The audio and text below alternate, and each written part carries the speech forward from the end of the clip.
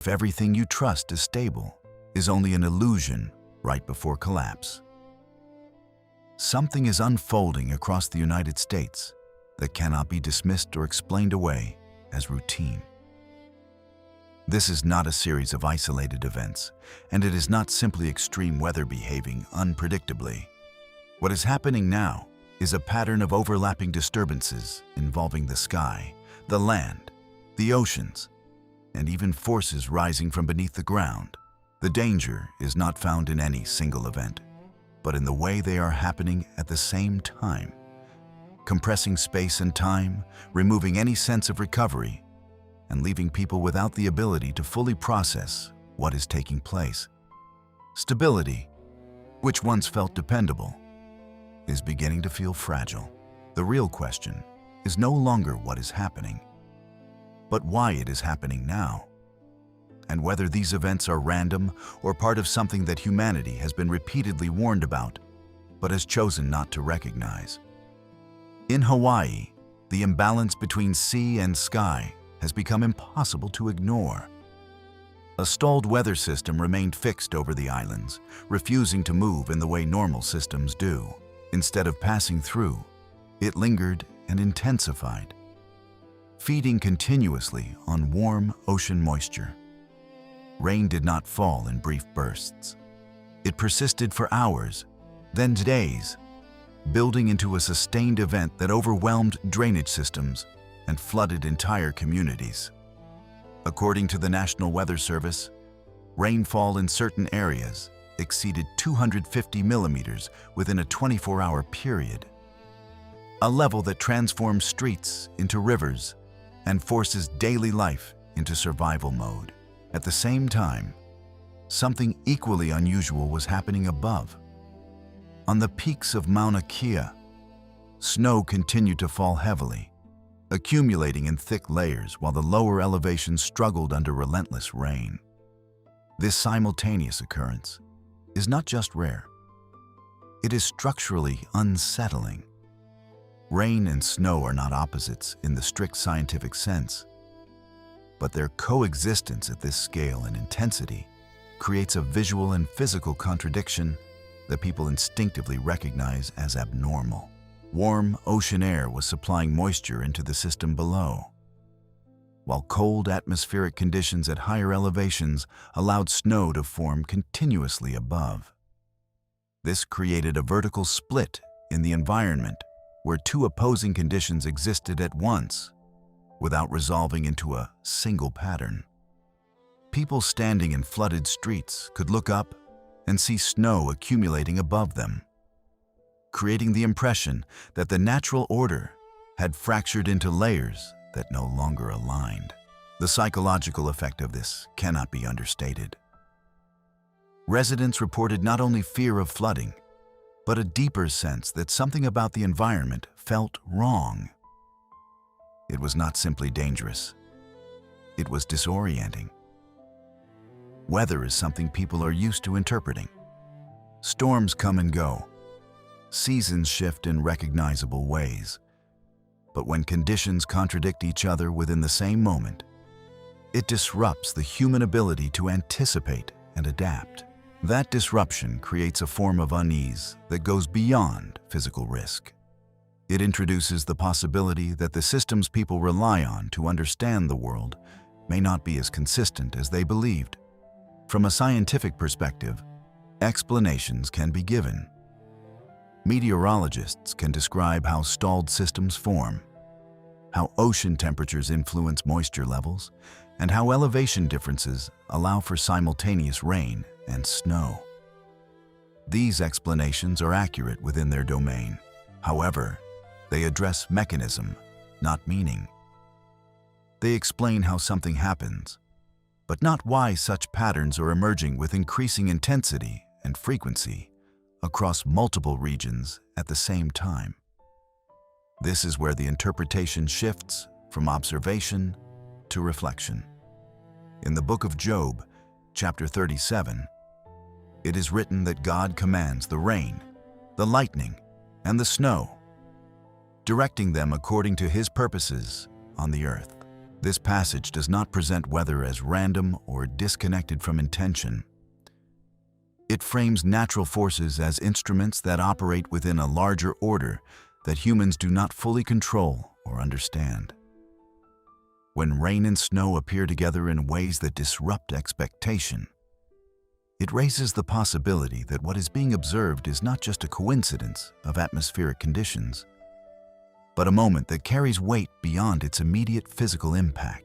Romans chapter 8 describes creation as groaning, as if the natural world itself is under strain, waiting for resolution. This language suggests tension, not stability. It implies that the environment is not static, but responsive, capable of reflecting deeper conditions that are not always visible on the surface. When systems that are usually predictable begin to behave in ways that feel contradictory, it can be interpreted as a form of that tension becoming visible. The important point here is not to replace scientific understanding with speculation, but to recognize that explanation does not eliminate significance. The presence of a mechanism does not remove the possibility of meaning. A storm can be both scientifically explainable and symbolically powerful at the same time. The two perspectives do not cancel each other out. Instead, they operate on different levels, one describing processes and the other inviting interpretation. What is happening in Hawaii represents more than a severe weather event. It represents a convergence of conditions that challenge assumptions about balance and predictability. When opposing forces appear together without resolution, it creates a signal that something is out of alignment. Whether that misalignment is environmental, systemic, or spiritual is a question that cannot be answered by data alone. This leads to a necessary question for the viewer. When you see rain and snow falling at the same time, when systems stop behaving in familiar ways, do you interpret it as an anomaly that will pass, or as something that deserves closer attention? At what point does a pattern become significant enough that it can no longer be dismissed as coincidence? Because what is happening here does not stand alone. The imbalance seen in Hawaii is only one expression of a broader pattern that is appearing across different regions, involving different elements, but sharing the same underlying characteristic. Systems that were once separate are beginning to overlap. Boundaries that once held are beginning to blur. And the result is not just physical disruption, but a growing sense that the stability people depend on may not be as secure as it once seemed. As the imbalance between sea and sky becomes visible in Hawaii, the focus shifts inland where the sense of instability takes a different form, not through contradiction, but through overwhelming force that removes any illusion of control. In the Sierra Nevada range of California, winter did not arrive as a seasonal event. It intensified into a sustained and aggressive system that disrupted movement, communication, and basic infrastructure across one of the most critical mountainous corridors in the western United States. What distinguishes this situation is not only the severity of the snowfall, but the way it accumulated faster than systems designed to manage it could respond. According to the California Department of Transportation, Interstate 80, a major transportation route connecting California to neighboring states, was forced to close repeatedly as visibility dropped to near zero and snow accumulation exceeded 2 meters in certain locations. This is not a minor disruption. When a route of this scale becomes impassable, it effectively isolates regions, interrupts supply chains, and places travelers in conditions that quickly shift from inconvenience to risk. Vehicles were stranded for hours, in some cases overnight, surrounded by freezing temperatures and limited fuel.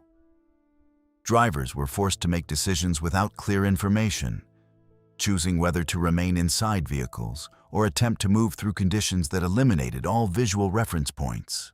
At higher elevations, the weight of the snow became a structural threat. Power lines failed, not because of a single point of impact, but because of sustained pressure that exceeded what they were designed to tunnel. Entire neighborhoods lost electricity as the combined effects of wind, ice, and accumulation placed continuous strain on infrastructure. Roofs began to show signs of stress, and in some areas, partial collapses were reported as snow piled beyond safe load limits.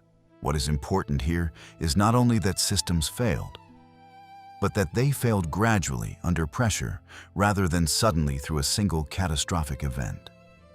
This gradual failure creates a different kind of tension, one that builds over time and removes the expectation that conditions will quickly improve. Unlike a fast-moving storm that arrives and leaves, this system remains in place long enough to alter behavior across the region. Families adjusted to extended isolation, conserving resources and limiting movement. Emergency services faced logistical challenges not because they lacked capacity, but because access itself became restricted. Snow did not simply fall and settle. It reshaped the environment in a way that erased familiar landmarks, making navigation unreliable and, in some cases, impossible. The contrast with what is happening in Hawaii is significant. Yet the underlying pattern is consistent. In one location, opposing conditions exist simultaneously. In another, a single condition intensifies beyond expected limits. Both situations remove predictability. Both situations challenge the assumption that natural systems will behave within known boundaries. This shift from predictability to uncertainty is what links these events together, even though their physical expressions are different. From a structural perspective, mountains are often understood as stable formations. They are used as reference points, both physically and symbolically, because they represent permanence. Roads are built through them, systems are anchored to them, and communities rely on them as part of the landscape that does not change quickly. When conditions in mountainous regions become unstable, it creates a deeper level of concern because it affects not only surface conditions, but the perceived reliability of the terrain itself. In the book of Hebrews, chapter 12, verse 26, it is written that there will come a time when not only the earth will be shaken, but also the heavens. This statement does not describe a minor disturbance. It describes a level of disruption that reaches beyond surface-level events and affects the foundational elements of the world. When applied to what is being observed, the relevance becomes clear. If environments that are considered stable begin to exhibit instability, the question shifts from how to respond in the moment to how secure the underlying systems actually are. The situation in the Sierra Nevada does not suggest that mountains themselves are collapsing, but it does demonstrate that the conditions surrounding them can change rapidly enough to make them effectively inaccessible and hazardous. This distinction matters because it highlights the difference between physical permanence and functional stability. A mountain may remain in place, but if the systems around it fail, its presence no longer guarantees safety or reliability. This leads to a broader consideration. If environments that are typically associated with strength and consistency can become temporarily unusable or dangerous, then the concept of stability must be reevaluated. Stability is not simply about whether something exists. It is about whether it can be relied upon under changing conditions. When that reliability is compromised, even temporarily, it introduces doubt into systems that people depend on without question. The events in the Sierra Nevada do not exist in isolation. They follow the pattern already established, where conditions intensify beyond expectations and remain long enough to create lasting impact. The progression from Hawaii to California is not a shift in topic, but a continuation of the same underlying theme.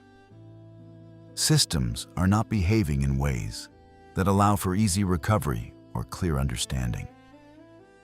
Instead, they are creating environments where adaptation becomes difficult and certainty becomes limited.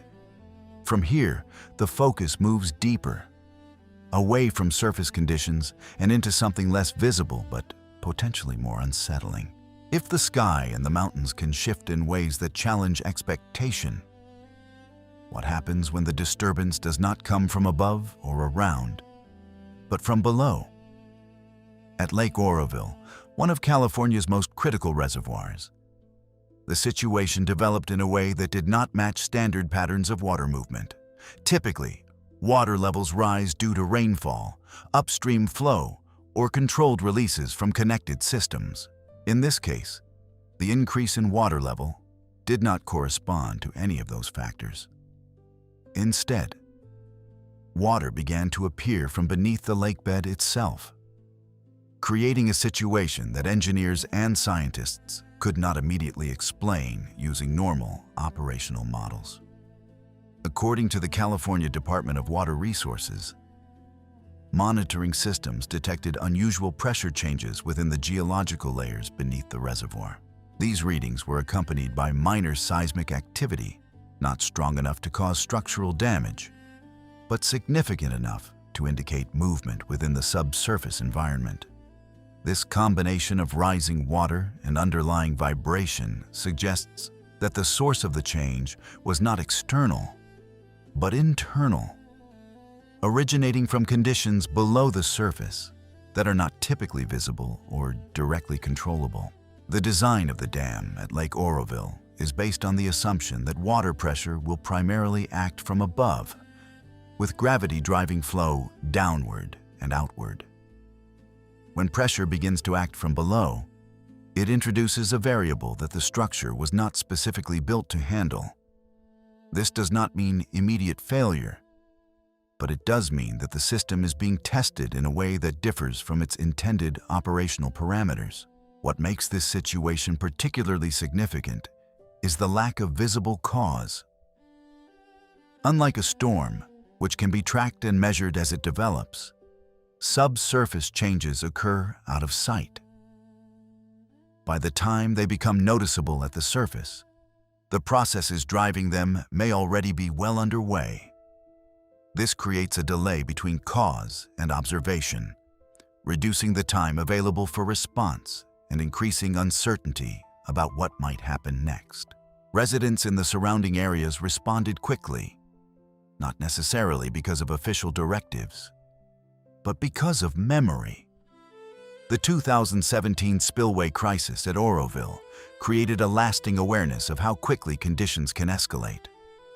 When water behaves in unexpected ways, trust in infrastructure becomes less certain. People began to leave before receiving formal evacuation orders, prioritizing precaution over confirmation. From a scientific standpoint, there are possible explanations involving groundwater movement, geological fractures, and pressure redistribution within rock layers. These explanations are important because they provide a framework for understanding the mechanics of what is occurring. However, as with previous events, they do not fully address the broader pattern. They explain the immediate process, but not the context in which similar anomalies are appearing across different systems at roughly the same time. In the book of Job, chapter 38, there is a series of questions directed at humanity, asking where it was when the foundations of the earth were laid and who set limits for the waters. These questions are not meant to provide direct answers, but to establish a boundary between human understanding and the complexity of the natural world. They emphasize that there are processes at work that extend beyond direct observation and control. When water begins to emerge from beneath a reservoir rather than entering from above, it challenges the assumption that systems are fully understood and predictable. It reveals that there are layers of interaction within the earth that remain partially hidden. Even with modern monitoring technology, this does not imply that the event is beyond explanation. but it does highlight that understanding is incomplete and that conditions can shift in ways that require rapid reassessment. The progression from atmospheric imbalance in Hawaii to environmental pressure in the Sierra Nevada, and now to subsurface activity at Lake Oroville, forms a continuous sequence. Each step moves deeper, from the visible sky to the solid ground, and then below the surface. This sequence is important because it demonstrates that the disturbances are not confined to a single domain. They are appearing across different layers of the environment, each with its own mechanisms, but all contributing to a broader sense of instability. At this point, the pattern is no longer defined by individual events, but by their relationship to each other. The question is not whether each event can be explained on its own, but whether their timing, distribution, and intensity suggest a larger shift in how systems are interacting. When changes occur simultaneously in the sky, on the land, and beneath the surface, it becomes increasingly difficult to view them as unrelated. This leads to a final consideration for this stage of the narrative. If the forces that shape the environment are becoming more difficult to predict and manage, then the concept of control must be reconsidered. Control is often assumed to be a function of knowledge and technology. However, when conditions arise that fall outside established models, control becomes limited by the boundaries of understanding. The events described here do not provide a definitive conclusion. They do not point to a single cause or a single outcome. What they do provide is a series of observations that, when placed together, form a pattern of increasing complexity and decreasing predictability. That pattern is what demands attention, not because it offers immediate answers, but because it raises questions that cannot be ignored without consequence. As attention moves away from the instability beneath the surface and returns to the coastline, the pattern shifts again, this time revealing how boundaries that were once considered fixed can be crossed without warning. Along the western coast of the United States, the ocean began to behave in a way that immediately disrupted both expectation and confidence. Coastal defenses, which had been designed based on historical data and projected extremes, were tested by waves that did not follow typical patterns of formation or arrival. These were not storm-driven surges building visibly over time. Instead, they were long-period waves carrying energy across vast distances, arriving with force but without the local atmospheric conditions that usually accompany such intensity. According to the National Oceanic and Atmospheric Administration, wave heights reached between 5 and 6 meters in several locations, overtopping seawalls that were specifically engineered to withstand extreme coastal conditions. The critical detail is not just the height of the waves, but their origin. These waves were generated far out in the Pacific Ocean and traveled thousands of kilometers without significant loss of energy. By the time they reached the shoreline, they retained enough coup to push past barriers that had been relied upon as protective structures. Roads were flooded within minutes, and coastal infrastructure that had remained stable for years was suddenly exposed to forces it was not prepared to handle. What made the situation more unsettling was the absence of visible warning signs in the sky. Typically, large waves are associated with storms, strong winds, or low-pressure systems that can be tracked and anticipated. In this case, the sky remained relatively calm. There were no dramatic cloud formations, no heavy rainfall, and no immediate indicators that conditions at sea were building towards something significant. This disconnect between what was visible above and what was occurring at the ocean's surface created a gap in perception. People looked at the sky and saw stability, but looked at the water and saw disruption. That contrast removed the ability to rely on visual cues, which is one of the primary ways people assess risk in real time. As the waves advanced, they did not behave like short bursts of energy that break and recede quickly. Instead, they arrived in sustained sequences, one after another, maintaining pressure on the shoreline. This continuous movement reduced the time available for response and increased the likelihood of damage. Vehicles parked near coastal areas were quickly surrounded by water. Walkways and public spaces were overtaken. Emergency responders found themselves in situations where approaching the affected areas became dangerous, not because of a single large impact, but because of the ongoing nature of the wave activity. From a scientific perspective, the explanation involves energy transfer across ocean basins. Storm systems far from the coastline can generate waves that travel long distances, a process that is well understood in oceanography. However, the intensity and timing of these waves, combined with the lack of local indicators, created conditions that were not easily anticipated by those directly affected.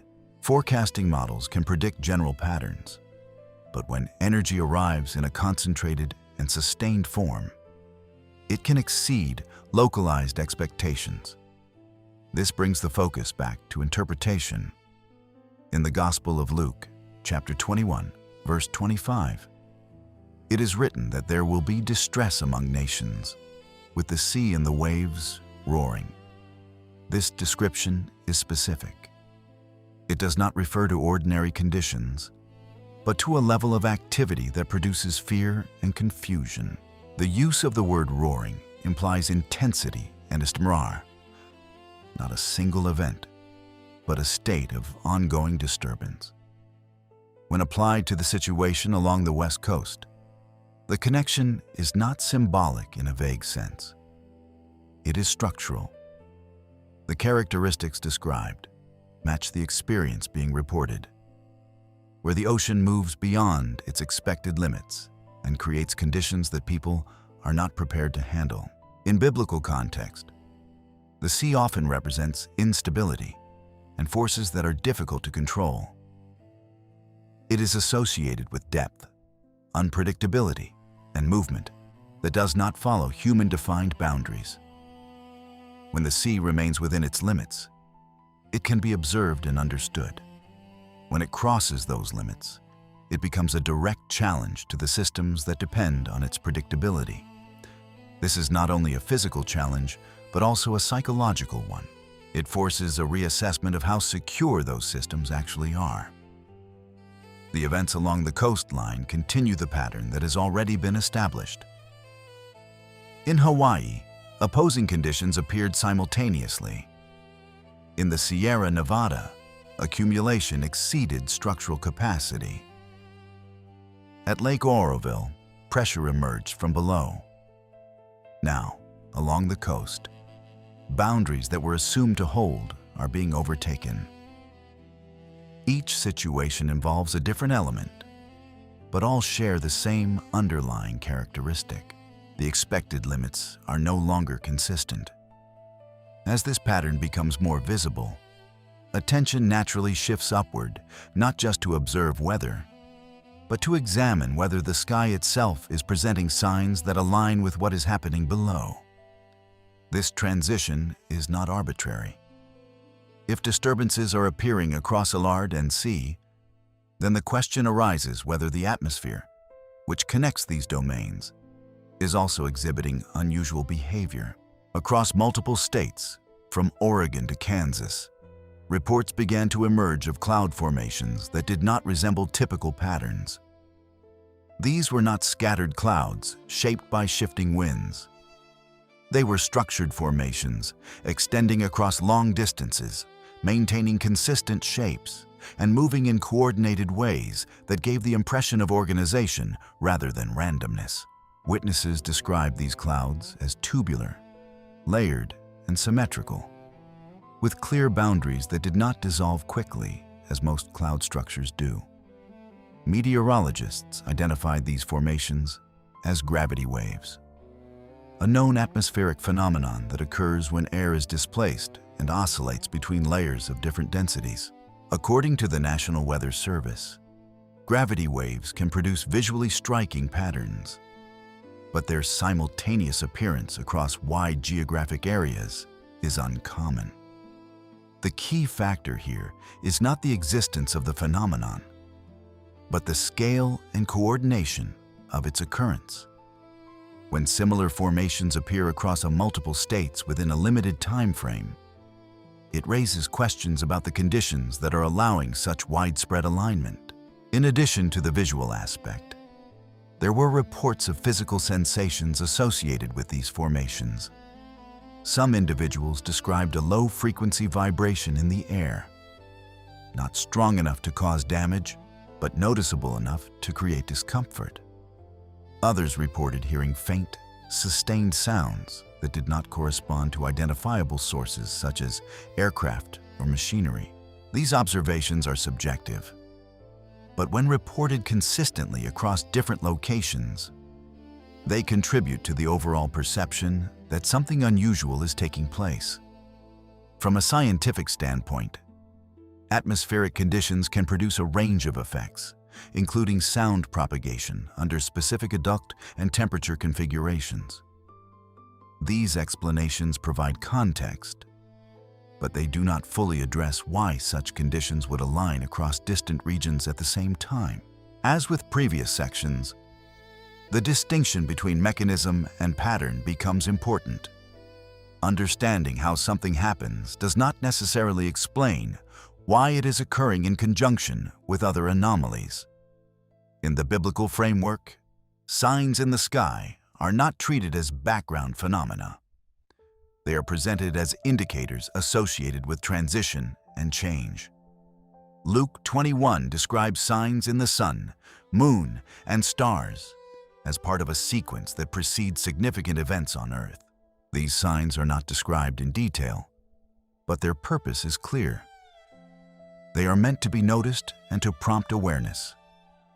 They serve as points of connection between what is visible above and what is unfolding below. Clouds, in particular, carry specific meaning in many biblical passages. They are associated with presence, movement, and moments when attention is directed upward. They can obscure and reveal at the same time, creating a boundary between what is seen clearly and what remains hidden. When cloud formations appear in structured and sustained ways that differ from normal patterns, they draw attention not because they are destructive, but because they are different. The shift from ocean disturbance to atmospheric observation completes another stage in the progression. The pattern now includes the sea, the land, the subsurface, and the sky. Each domain is exhibiting conditions that challenge expectation. Each domain can be explained individually, but when considered together, they form a network of events that are difficult to separate. At this point, the narrative is no longer about isolated anomalies. It is about convergence. The convergence is not defined by a single cause, but by the timing and distribution of events across different systems. This convergence is what creates the sense that something larger is occurring, not because any one event is unprecedented, but because of how they are appearing in relation to each other. The question that emerges from this is not whether each event has an explanation, but whether the combination of these events carries significance beyond their individual causes. When the sea exceeds its boundaries, when the land becomes unstable, when pressure rises from below, and when the sky presents structured formations across wide areas, the pattern moves beyond coincidence. This does not lead to a simple conclusion. It does not provide a clear answer about what will happen next. What it does provide is a framework for observation. It highlights that conditions are changing in ways that require attention, not because they are immediately catastrophic, but because they alter the assumptions that people rely on to interpret the world around them. As the pattern expands across the sky, the land, and the sea, attention shifts to something that cannot be seen but can be heard. introducing a different kind of disturbance that affects perception in a more direct and immediate way. In multiple regions across the United States, reports began to emerge of deep, metallic sounds echoing through the air. These sounds were not brief or sharp like thunder. They were sustained, low in frequency, and carried across long distances, creating a resonance that people could feel as much as hear. Witnesses described the experience in consistent terms, noting that the sound would appear suddenly, continue for several seconds or longer, and then fade into silence that felt unusually heavy. Recordings of these sounds were collected and analyzed, and according to the U.S. Geological Survey, there was no corresponding seismic activity that would typically explain such acoustic phenomena. This absence of a measurable source is a critical detail. In most cases, sound can be traced back to a physical origin, whether it is atmospheric, mechanical, or geological. When no clear source is identified, it creates a gap between observation and explanation, which increases uncertainty rather than reducing it. The characteristics of the sound itself contribute to this uncertainty. It does not resemble known patterns associated with earthquakes, industrial activity, or atmospheric disturbances such as thunder or wind. Instead, it maintains a consistent tonal quality that gives it a distinct identity. This consistency across different locations suggests that the phenomenon is not isolated or random, but part of a broader pattern that is being experienced in multiple regions under different conditions. From a scientific perspective, there are possible explanations involving atmospheric resonance, distant industrial noise carried under specific conditions, or interactions between layers of air with varying temperatures and pressures. These explanations provide a framework, but they do not fully account for the clarity, timing, and distribution of the reports. As with previous observations, the mechanism can be partially described, but the overall pattern remains difficult to define within a single explanatory model. The impact of this phenomenon is not limited to the physical experience of hearing the sound. It extends into the psychological domain. When individuals encounter a sound that does not match any familiar reference, it disrupts their ability to categorize and respond. This disruption creates a heightened state of awareness, where attention is focused not on immediate danger, but on the absence of understanding. People step outside, look around, and search for a source that is not visible. This search, combined with a lack of resolution, produces a sense of unease that is different from the fear associated with visible threats. In the biblical context, sound carries a specific and consistent meaning. The sound of a trumpet or horn is used repeatedly as a signal. It is not background noise, and it is not incidental. It marks the beginning of something, calls attention to a change, and prepares those who hear it for what follows. In many passages, the trumpet is associated with warning, gathering, or the announcement of events that require a response. This association is not symbolic in a vague sense. It is functional. The sound is meant to be recognized and understood as a prompt for action or awareness. When a sound appears without a clear source and carries a tonal quality that feels deliberate rather than chaotic, it invites comparison to these descriptions. The key point is not to assume that the sound is identical to any specific reference, but to recognize that its effect aligns with the purpose described. It interrupts normal activity, draws attention, and creates a moment where people are forced to listen and consider what they are experiencing. This continuation of the pattern adds another layer to the sequence that has already been established. Previously, the disturbances were visible, affecting the environment in ways that could be observed directly. Now, The disturbance is auditory, affecting perception without providing a visual reference. This shift is significant because it removes another point of certainty. When both sight and sound present anomalies, the ability to rely on sensory information becomes less stable. As this layer is added, the pattern becomes more complex. It is no longer limited to physical conditions in specific locations. It now includes experiences that can occur across different environments, independent of visible changes. This expansion suggests that the pattern is not confined to a single domain, but is extending across multiple forms of interaction with the environment. This leads directly into the next stage, where the focus is no longer on individual phenomena, but on the relationship between them. Up to this point, each event has been examined in detail, with attention given to its specific characteristics and possible explanations.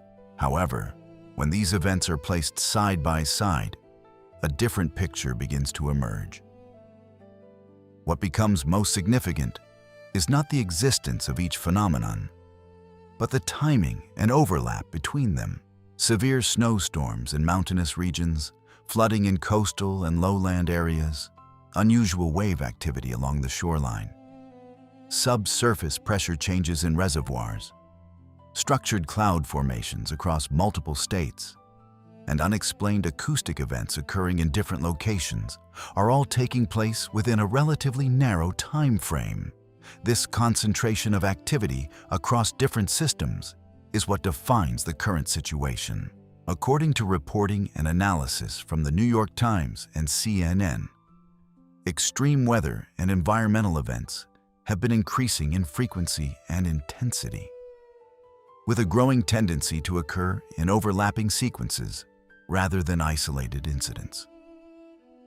This observation is based on data collected over multiple years, showing that recovery periods between events are becoming shorter and that different types of events are more likely to coincide.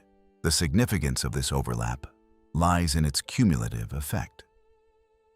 When events occur individually, systems have time to recover and adapt. Infrastructure can be repaired, resources can be redistributed, and normal activity can resume. When events occur simultaneously or in rapid succession, that recovery process is disrupted. Resources are divided, response capacity is stretched, and the margin for error becomes smaller. This creates a situation where the impact of each event is amplified by the presence of others. From a structural perspective, this can be understood as a form of system stress. Each system, whether it is environmental, infrastructural, or social, has a capacity to absorb and respond to change. When multiple stressors are applied at the same time, that capacity is reduced. The system is no longer dealing with a single variable, but with multiple variables interacting in ways that are difficult to predict. In the biblical framework, this pattern is described in a way that emphasizes progression rather than finality. In Matthew 24, verse 8, these types of events are referred to as the beginning of birth pains. This phrase is specific in its meaning. Birth pains do not occur once and end. They begin, pause, and then return with increasing frequency and intensity. Each occurrence is connected to the next, forming a sequence that leads to a larger outcome. The comparison is not made to suggest immediate conclusions, but to illustrate a pattern of escalation. The focus is on the process, not the end point. When applied to the current situation, the relevance becomes clear. The events being observed are not isolated spikes. They are part of a sequence that shows signs of increasing density and interaction. This does not mean that a single event determines the outcome. It means that the accumulation of events creates a trajectory. That trajectory is defined by how often events occur, how intense they are, and how they relate to each other. When frequency increases, intensity grows, and overlap becomes more common. The trajectory moves in a specific direction. At this stage, the narrative is no longer about identifying individual causes. It is about recognizing patterns that emerge when multiple systems are observed together. The convergence of these signs is what gives the situation its weight. It is not the presence of snow or waves or sound or clouds on their own. It is the fact that they are all present within the same time frame, each contributing to a broader pattern that is difficult to ignore. This convergence raises a fundamental question. If these events are connected by timing and interaction, what does that imply about the systems that produce them? Are they responding independently to separate triggers? Or are they influenced by conditions that affect multiple domains at once? This question does not have a simple answer, but it defines the direction of further observation. What can be stated with clarity is that the pattern is becoming more complex, not less. The number of variables involved is increasing, and the relationships between them are becoming more significant. This complexity does not eliminate the possibility of explanation, but it does require a broader perspective that considers how different systems interact rather than focusing on each one in isolation. As this perspective develops, the emphasis shifts from explanation to awareness. The goal is not to produce immediate conclusions, but to ensure that the pattern is recognized for what it is. Recognition is the first step in any response, whether that response is analytical, practical, or reflective. As the pattern of overlapping events becomes clearer across the sky, the land, the sea, and even beneath the surface, the focus shifts from observation to interpretation. Up to this point, each phenomenon has been examined based on what is happening and how it can be understood within physical systems. However, there is another dimension that must be considered, not as a replacement for scientific explanation, but as a framework for understanding purpose and response. The Bible does not present signs as tools to create panic. It presents them as signals meant to awaken awareness. The distinction is important because fear and awareness lead to different outcomes. Fear causes confusion and reaction, while awareness creates the opportunity for reflection and intentional action. The central issue is not whether people can see what is happening. The events described are visible, measurable, and widely reported. The issue is whether those events are being interpreted with the level of seriousness they require. It is possible to observe a pattern and still dismiss its significance. It is possible to acknowledge unusual conditions and continue with routine behavior as if nothing has changed. This disconnect between observation and response is not new. It follows a pattern that has been described in historical and biblical contexts, where warning signs were present, but the response was delayed or ignored. The reference to the time of Noah provides a clear example of this pattern. According to the biblical account, life continued in a normal way, even as conditions were developing that would eventually lead to a complete disruption. The absence of immediate consequences created a false sense of security. People relied on the continuity of daily life as evidence that no significant change was coming. By the time the situation became undeniable, the opportunity to respond had already passed. This example is not presented as a prediction, but as a pattern of behavior that can repeat when signs are visible, but not fully understood. In Luke 21:28, the instruction is direct. When these things begin to take place, people are told to lift up their heads. This instruction is not symbolic in a vague sense. It is practical. Lifting the head changes perspective. It shifts focus from immediate surroundings to a broader view. It represents awareness rather than avoidance. It does not suggest running from what is happening, but recognizing it and responding with clarity. This distinction between fear and awareness is critical. Fear is often driven by uncertainty and lack of control. It narrows focus and leads to reactive decisions. Awareness, on the other hand, expands focus. It allows for consideration of context, pattern, and meaning. When signs are interpreted through awareness, they become information rather than threat. They provide an opportunity to evaluate priorities, reassess assumptions, and make decisions based on understanding rather than impulse. The signs themselves are not presented as the threat. They are presented as indicators. Their purpose is to draw attention to conditions that require response. This response is not defined by a single action.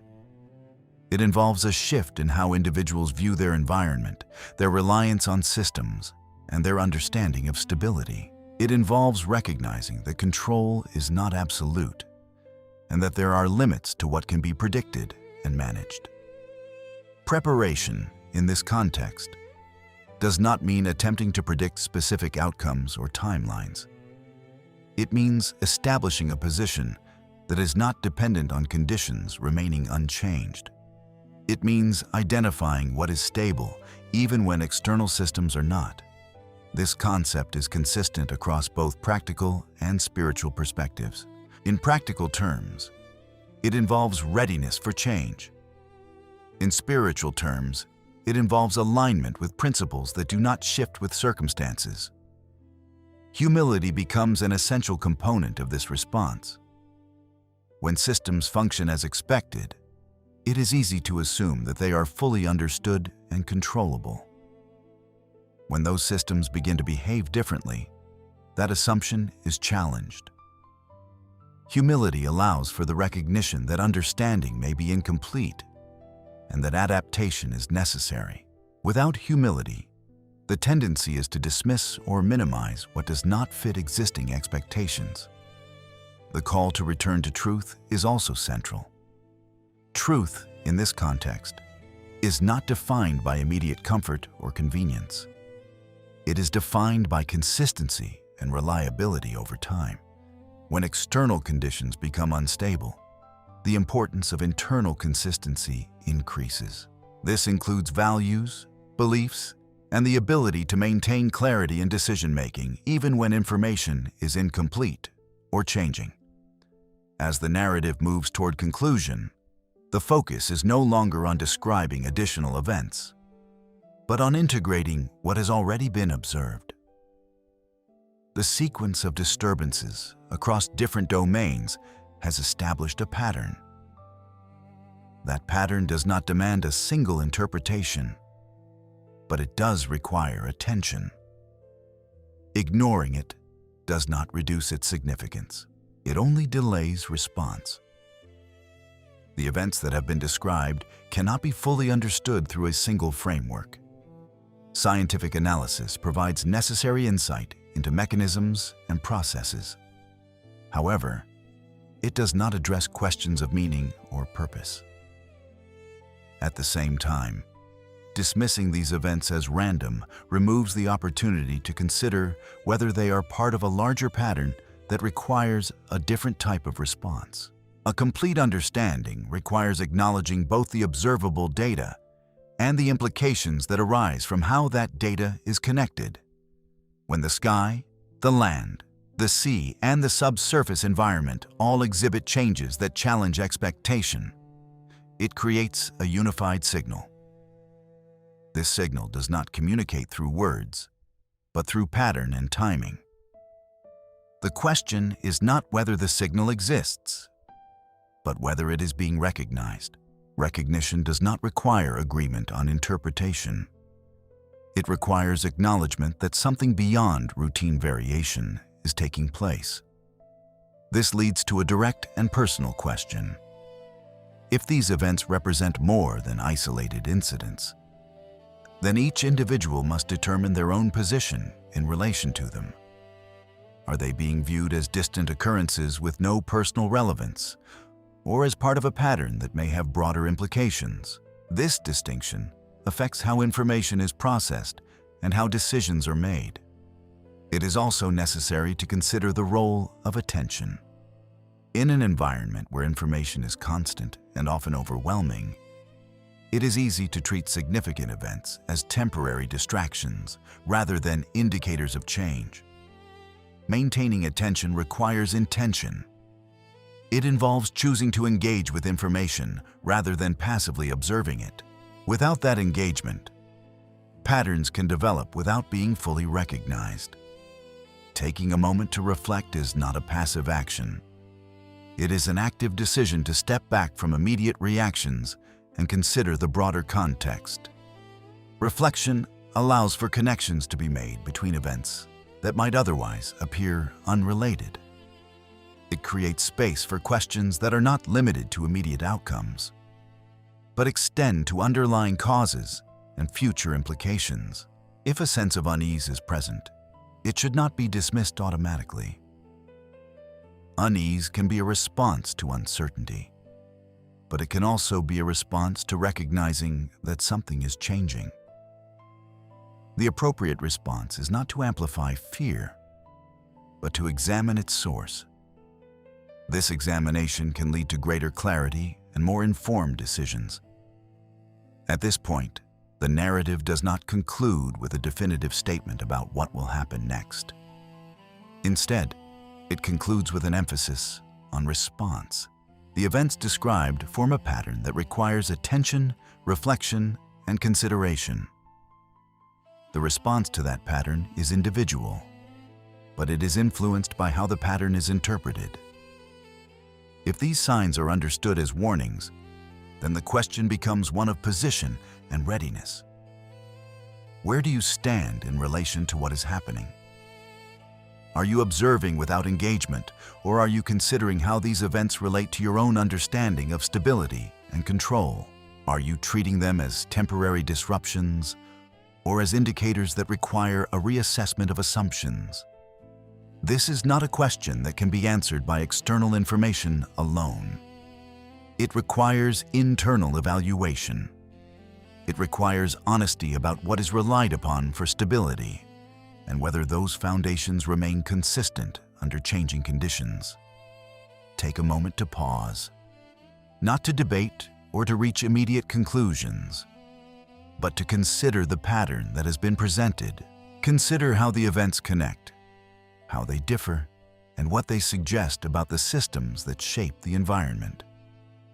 If there is any sense that these events carry meaning beyond their immediate impact, then a simple response can begin with acknowledgement. It does not require complex language or complete understanding. It requires clarity and sincerity. If you feel that something is shifting, take a moment to express that awareness through a short prayer. It does not need to be structured or formal. It only needs to be direct and genuine. In moments where external stability is uncertain, the most reliable point of reference becomes the one that does not depend on changing conditions. Because when systems are tested and assumptions are challenged, what remains is not what was convenient or familiar, but what was consistent and grounded. And in those moments, the question is not what is happening around you, but what you are anchored to within it.